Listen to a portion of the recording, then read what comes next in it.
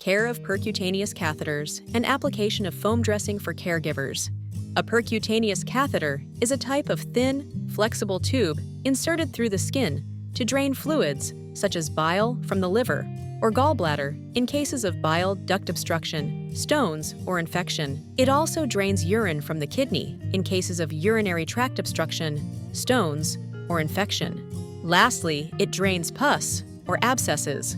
The tube is inserted under imaging guidance at Interventional Radiology Department.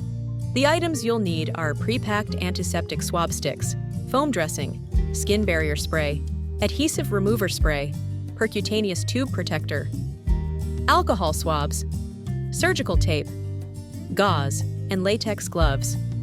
Prepare all the necessary items on a clean surface table.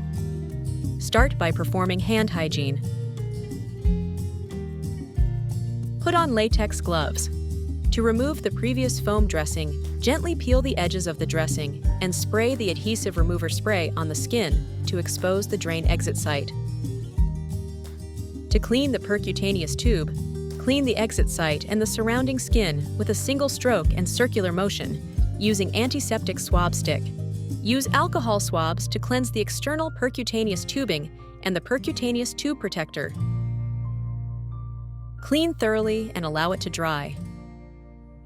Apply a skin barrier spray to the surrounding skin and allow it to dry completely.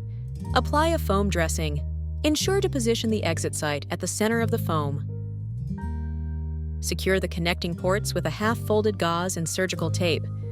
Remove gloves and perform hand hygiene. Here are some things to look out for: fever of 38 degrees and above, presence or increasing redness, swelling and bruising at the drain exit site, severe pain at the drain site, allergic skin reaction from foam dressing or antiseptic cleansing solution, dislodged anchoring suture. If you encounter any difficulties or issues, please contact the SKH Hotline to make an appointment for an outpatient review with the respective specialty nurse.